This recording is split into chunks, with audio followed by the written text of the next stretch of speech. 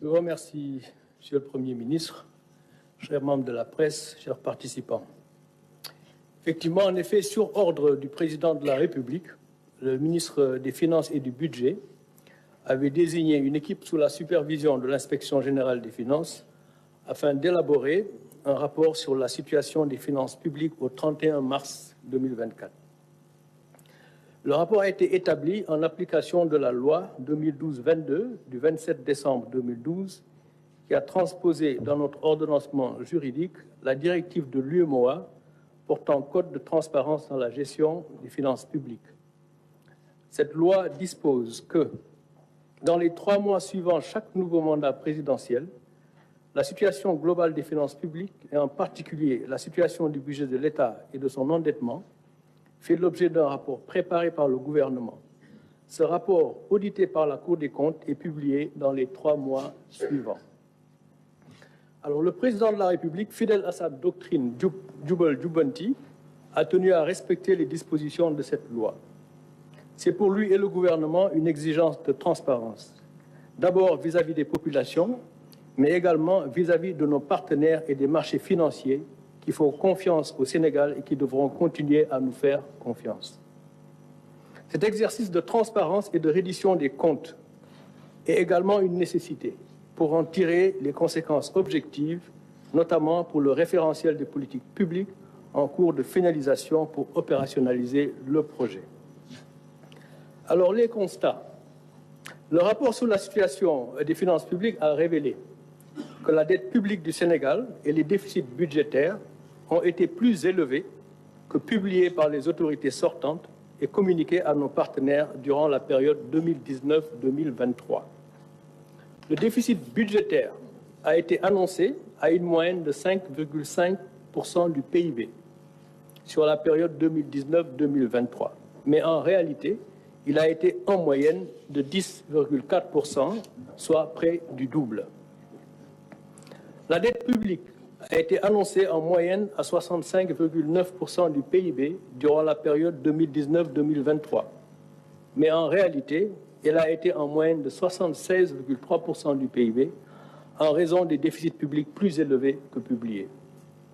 Ainsi, à fin 2023, par exemple, la dette de l'État central, hors secteur parapublic, est à 15 664 milliards, soit 83,7% du PIB, alors qu'elle était annoncée à 13 772 milliards, ou 73,6% du PIB. Il s'agit donc d'un supplément de dette contractée et non publiée de près de 1 892 milliards, soit 10% du PIB de plus. Cette dette supplémentaire est principalement due à des tirages sur des prêts projets, sur financement extérieur, et des prêts contractés auprès des banques locales de façon non transparente. Sur la période 2019-2023, les tirages sur ressources extérieures non inclus dans les déficits ont été en moyenne de 593 milliards annuellement et les prêts bancaires non inclus dans les déficits en moyenne de 179 milliards annuellement. Alors, juste pour expliquer, lorsqu'on parle de tirage donc sur ressources extérieures ou de prêts bancaires qui ont été contractés et dépensés de façon non transparente, en principe, donc, ces dettes devraient se retrouver dans les dépenses. Donc, dans les dépenses et donc dans le financement. Dans le financement de ces dépenses et donc dans la dette. C'est la raison pour laquelle nous disons qu'il y a eu des tirages sur ressources extérieures ou des prêts au niveau des banques locales qui ont financé des dépenses qui n'ont pas été publiées ou en tout cas comptabilisées dans nos déficits budgétaires et de ce fait, ces dettes sont à comptabiliser dans la dette et donc on fait l'objet de dépenses qui auraient dû être incluses dans nos déficits. Alors, cette dette supplémentaire, nous disions, est principalement due au tirage sur ressources extérieures et des banques locales. Si on prend l'exemple de l'année 2023, par exemple, le déficit budgétaire à fin 2023 s'établirait aux alentours de 10% du PIB 2023, en y intégrant les tirages sur ressources extérieures et les prêts auprès des banques, alors que le déficit annoncé était de 4,9% du PIB, soit le double. Au-delà de ces chiffres sur le déficit et la dette, L'audit a également révélé que le surfinancement du Trésor public d'environ 605 milliards de francs CFA à fin 2023, c'était un surfinancement qui avait été convenu avec le Fonds monétaire international et qui devait être utilisé pour l'année 2024. Ce surfinancement de 605 milliards de francs CFA a été utilisé pour payer des dépenses non budgétisées et des dettes connues de l'État, contrairement à ce qui avait été communiqué aux partenaires. La non-disponibilité de ce surfinancement en 2024 a nécessité des emprunts non initialement programmés, notamment l'émission d'eurobonds par placement privé de 750 millions de dollars en juin 2024 dernier, et des crédits commerciaux syndiqués de 300 millions d'euros au troisième trimestre. Encore une fois, pour clarifier, il y avait un montant de 605 milliards donc de francs CFA de surfinancement qui devait être disponible en 2024, n'est-ce pas, pour un certain nombre d'obligations. Ces 605 milliards donc, de francs CFA ont été utilisés en bonne partie et donc nous ne les avons pas trouvés dans les comptes lorsque nous sommes arrivés. Donc en conséquence et en attendant la finalisation de l'audit des finances publiques, le gouvernement avait décidé de ne pas porter le dossier du Sénégal au conseil d'administration du Fonds monétaire international suite à leur mission de revue de juin 2024. L'examen du dossier du Sénégal sur la base de chiffres erronés aurait conduit à un cas de ce qu'on appelle le misreporting, c'est-à-dire la transmission de fausses informations pour bénéficier des tirages prévus sur les ressources du Fonds monétaire international. La conséquence de la transmission de données erronées pour bénéficier de tirages est le remboursement des ressources mobilisées, à moins de bénéficier d'une dérogation sur la base de mesures correctives crédibles approuvées par le FMI. Le gouvernement a donc choisi la voie de la transparence. Là aussi, juste pour clarifier, quand on parle de transmission de données erronées au Fonds monétaire international, donc vous allez au conseil d'administration avec un rapport et les données avec lesquelles vous allez au conseil d'administration sont des données qui sont transmises par les autorités du pays. Alors, si ces données donc transmises ne sont pas correctes ou frauduleusement donc données ou fournies au service du Fonds monétaire et qu'il y a un décaissement, ce décaissement, en principe, il doit être remboursé. À moins qu'il y ait une dérogation du même conseil d'administration du Fonds monétaire international s'il y a des mesures correctives donc qui permettent au pays de revenir sur la trajectoire qui était précédemment donc convenue. Le Fonds monétaire donc international a été informé des résultats de l'audit des finances publiques et le gouvernement du Sénégal sera en discussion avec leurs services pour les mesures correctives que nous comptons mettre en œuvre. Ces mesures seront mises en œuvre soit dans le cadre du programme en cours avec le FMI pour mettre les finances publiques sur la trajectoire initialement convenue, ou dans le cadre d'un nouveau programme à négocier à très très court terme et à mettre en cohérence avec le nouveau référentiel des politiques publiques. Alors, en tout état de cause, ce qu'il faut retenir est que ce qui sera convenu avec le Fonds monétaire international sera le programme du gouvernement, afin de mettre notre déficit budgétaire et notre dette sur une trajectoire soutenable, à un niveau de risque modéré, voire faible à moyen terme. Ainsi, le gouvernement prend l'engagement de ramener la dette de l'État central de 83,7% du PIB en 2023 à moins de 70% dans des délais raisonnables. Nous nous fixons cet objectif non seulement parce qu'il correspond à nos engagements dans le cadre de l'UEMOA, mais également parce qu'il correspond à nos capacités actuelles d'endettement, compatibles avec une économie saine et prospère, portée par un secteur privé fort. C'est l'ambition du projet du président de la République pour un Sénégal souverain, juste et prospère.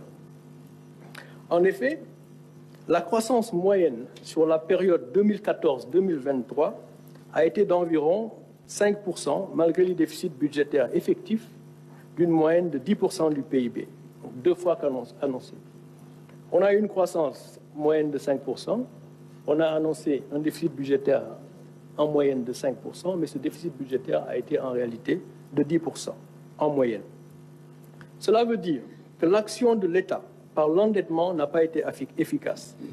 On peut être tenté d'attribuer cette contre-performance à la conjoncture internationale. Mais la faiblesse constatée de la croissance n'est en réalité qu'un retour à nos performances historiques d'une croissance de 4% hors pétrole et agriculture. On sait que l'agriculture est volatile de façon générale. La croissance moyenne, nos performances historiques, c'est autour de 4% de croissance. En effet, la croissance du PIB non agricole, donc lorsqu'on enlève la partie agricole qui est un peu volatile, la croissance du PIB non agricole a commencé sa décélération depuis 2018, donc bien avant la Covid et la guerre russo-ukrainienne. Et cette croissance atterrira en 2024 à moins de 4% du fait de la faible croissance du premier trimestre liée à la situation politique qui prévalait. Alors donc, je disais tout à l'heure que nos performances historiques, c'est en moyenne de 4% de croissance. Le premier trimestre, il y a eu une forte décélération, on le sait tous, à cause de la situation politique qui a prévalu. Et la croissance va reprendre donc, pour les 3 trimestres qui suivront, mais va atterrir à une moyenne qui sera certainement 4% ou moins à cause des performances du premier trimestre. Alors donc, le Sénégal en est donc au même point qu'avant 2012-2023. En ce qui concerne la croissance, il n'y a donc pas lieu de s'alarmer outre mesure. Il faut regarder l'avenir. Le plan Sénégal émergent, dans son plan d'action prioritaire 2014-2018, avait indiqué que des investissements publics massifs étaient nécessaires pour jeter les bases d'une forte croissance et les plans d'action 2018-2023, au-delà des relances post-Covid, prévoyaient que le secteur privé prenne le relais de la croissance. Tel n'a pas été le cas, étant donné la vérité des chiffres. Autrement dit, dans, disons, les 12 dernières années, dans la première moitié, le premier mandat, il a été question de beaucoup investir en s'endettant pour jeter les bases d'une croissance beaucoup plus forte. Et le secteur privé devait prendre le relais. C'est vrai, il y a eu la crise de la Covid et il y a également eu la crise russo-ukrainienne.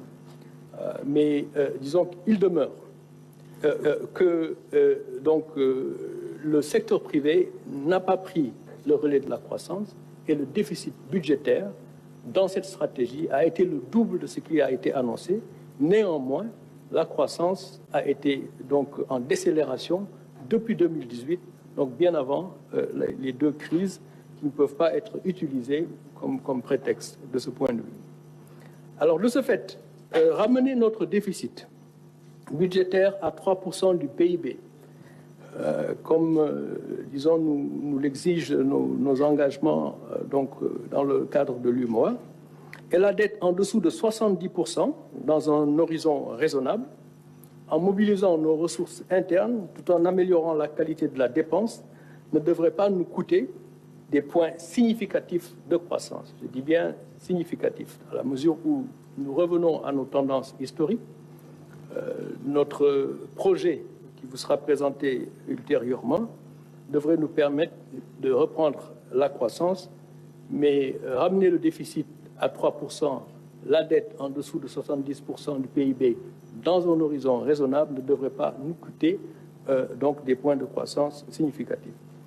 Il nous faudra alors faire une revue systématique des projets et des programmes sur financement extérieur pour déterminer ceux qui doivent se poursuivre et ceux qui seront arrêtés. Ce travail est déjà en cours afin d'améliorer l'efficacité des investissements publics. Les dépenses de fonctionnement seront également rationalisées, notamment par la réduction des subventions à l'énergie, nous y reviendrons, une stricte application des procédures de marché public, la maîtrise de la masse salariale et des stratégies d'optimisation de la commande publique et d'utilisation des biens et services par les administrations. Alors, dans le souci d'améliorer la qualité de la dépense, il s'agira pour le gouvernement de protéger également les couches vulnérables par un meilleur ciblage des bourses familiales tout en éliminant les subventions non ciblées, notamment à l'énergie, pour ceux qui ne devraient pas en bénéficier. Des mesures structurelles seront également prises dans le sens de la réduction du coût de production et de vente de l'énergie pour le mix énergétique. Ce sont nos projets à court et moyen terme. Pour rappel, rien que pour les années 2022-2023, les subventions à l'énergie ont coûté au budget de l'État plus de 1200 milliards de francs CFA, des subventions à l'énergie non ciblées. Alors, la mobilisation des ressources internes se fera en réduisant les exonérations fiscales, en élargissant l'assiette fiscale, tout en réduisant les taux d'imposition, pouvoir promouvoir le civisme fiscal et en menant des réformes qui inciteront les entreprises à la formalisation. On sait déjà que 97% de nos entreprises sont informelles, donc les inciter à se formaliser permettra également de favoriser le civisme fiscal. Cela va jeter les bases de finances publiques saines, gage d'une souveraineté budgétaire retrouvée, pour mieux accompagner le secteur privé. Alors, comme Monsieur le Premier ministre le disait tout de suite, ce point de presse n'est pas le lieu de discuter des détails du référentiel des politiques publiques, dont le premier draft en cours de finalisation circule déjà, mais il vous sera présenté le 7 octobre prochain. Je vous remercie, ministre.